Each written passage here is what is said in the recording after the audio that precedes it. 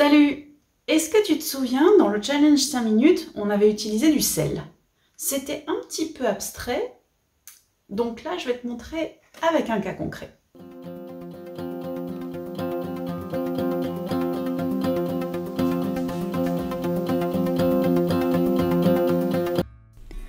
Alors aujourd'hui on va faire une petite carte. Peu importe la dimension que tu veux prendre, mais moi je te les mets les miennes en description. Je prends mon nuancier que tu m'as déjà vu faire et je vais observer quelle couleur je vais prendre. Moi j'ai envie de faire quelque chose plutôt dans les tons gris, donc je vais prendre ce mélange là entre mon terre brûlé et mon bleu céruléen. Donc il va falloir que je mélange ces deux couleurs là. Ok, donc je range mon nuancier et c'est parti. Je mouille mon terre brûlé et mon bleu céruléen et je commence mon mélange.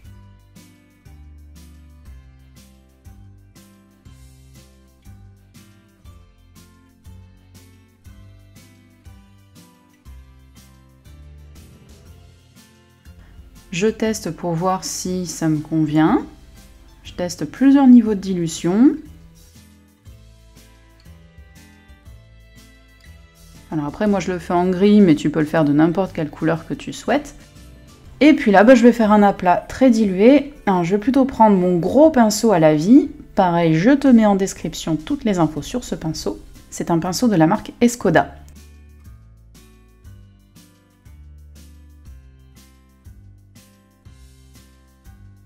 Celui-là, il est beaucoup plus gros, il garde beaucoup plus l'eau et il permet de faire des plus gros aplats.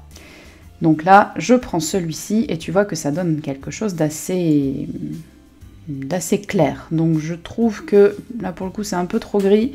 Donc je vais rajouter un peu de bleu.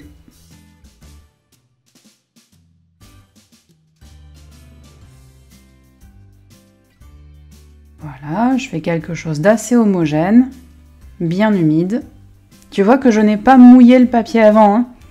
Il y en a qui me posent la question. En général, quand je mouille le papier avant, je le précise. Mais là, je ne l'ai pas fait.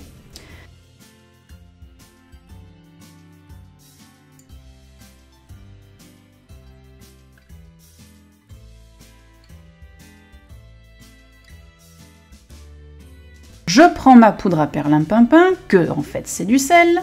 Et puis, je prends une petite pincée et j'en répartis comme ça sur un côté, alors pas sur toute la feuille, mais juste sur une zone. Alors le secret de réussir quelque chose comme ça au sel, c'est pas de faire un tas de sel. Il faut répartir le sel bien sur toute la zone où on veut obtenir cet effet. Donc moi je veux l'obtenir que sur une zone, donc c'est pour ça que je le fais pas partout. Ouf, c'est sec. J'ai juste attendu en fait hein, que ça sèche, mais grâce à la magie du montage, on a fait un saut dans le temps. Donc là je récupère mon pinceau, mon gros pinceau à la vie. J'aurais pu le faire avec le plus petit, mais bon c'est pareil. Je vais faire un jus bien fluide, bien dilué, assez clair aussi, parce que je veux rester dans des tons assez clairs.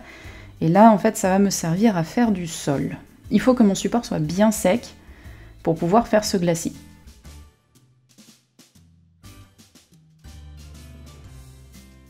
J'ai un pinceau un petit peu trop humide, ça commençait, j'avais peur que ça fasse des choux-fleurs.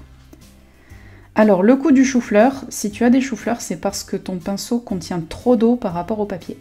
De manière générale, en gros, c'est ça. Voilà, je fais un sol pas tout à fait droit, voilà.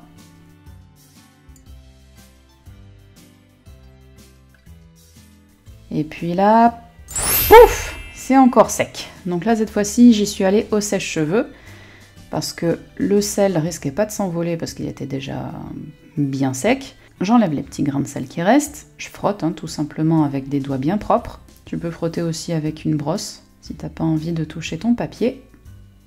J'ai encore du sel sur les doigts.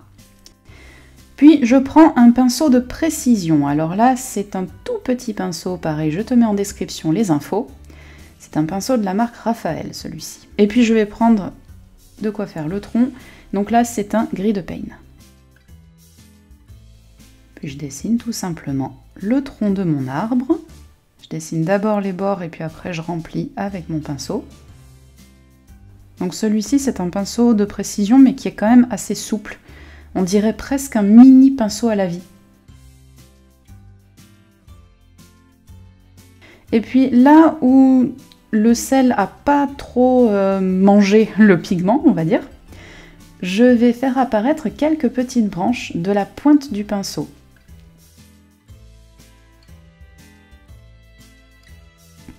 Donc tu vois que je cherche par endroits où est-ce que je peux faire apparaître des branches. Je rehausse un peu mon tronc parce que je trouvais qu'il n'était pas tout à fait... il n'était pas bien contrasté, je trouvais. Et en fait, les branches, c'est des petits traits un peu aléatoires. Tu peux faire des formes de Y, tu peux faire des branches qui partent un petit peu dans tous les sens.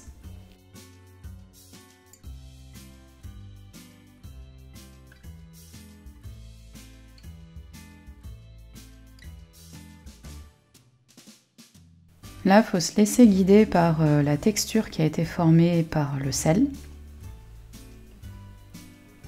Toi, tu n'auras pas forcément les mêmes branchages que moi, parce que ton sel, il va peut-être pas travailler de la même manière que le mien. Mais en tout cas, je te montre la méthode. Donc évidemment, là, vu que j'ai ma main devant, tu vois rien. Mais voilà, là, tu vois un peu mieux. Donc cet exercice-là, il va te faire travailler un peu de lâcher prise et du travail de précision. Tu vois que là encore, on a travaillé ces deux concepts-là. Et là, tu vois qu'en faisant apparaître des branches, l'arbre, il prend forme.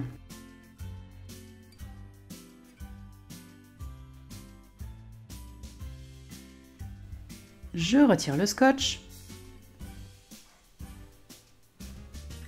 Et voilà mon arbre.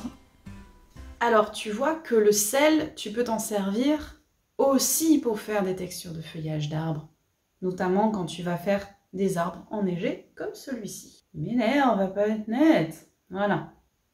Non, toujours pas. Ça y est! Donc là, tu vois que tout ça, ça nous a permis de faire toute la texture du feuillage enneigé avec une technique de sel toute simple. Et tu vois que le sel, en fait, vraiment retient une chose, c'est qu'il ne faut pas faire un tas de sel sur ta feuille. Il faut vraiment l'éparpiller un petit peu partout. Et c'est ça qui va te permettre d'obtenir des résultats assez intéressants avec ton sel. Essaye d'éviter le sel de Guérande parce qu'il est déjà un petit peu humide. Il est plus humide que le sel de Camargue, par exemple. Donc c'est, voilà, désolé les Bretons, voilà. J'adore les crêpes au caramel beurre salé, mais là, pour le coup, le sel de Guérande, il n'est pas tout à fait adapté pour ça. On essaiera peut-être une fois. J'espère que cette vidéo t'a plu, j'espère que ce concept te plaît toujours autant. N'oublie pas un petit pouce en l'air pour me dire que cette vidéo te plaît, ça me fait toujours plaisir. Et de t'abonner également pour être tenu informé des futures sorties de vidéos. Je rappelle, juste pour info, que le matériel que j'utilise est toujours en lien en description, avec un lien où tu peux acheter le matériel. Je touche une commission sur l'achat de ce matériel quand tu utilises ce lien, mais le prix de vente n'est pas impacté. C'est le site marchand qui rogne sur sa marge pour pouvoir me reverser un petit quelque chose. Si tu achètes comme ça, ça soutient mon travail, ça soutient la chaîne et ça m'encourage à continuer à faire des vidéos comme ça. Je ne te retiens pas plus longtemps. Noël approche à grands pas et je sais que parfois dans cette période on a un petit peu du mal à être un petit peu partout. Enfin, moi en tout cas oui, j'arrive pas à organiser une fête de Noël normale, je sais pas faire. Comment vous faites les gens pour organiser des grandes tablées? Je sais pas. En tout cas moi pour la tablée, il y a un truc que je sais faire et on va le faire ensemble demain. Allez, à demain.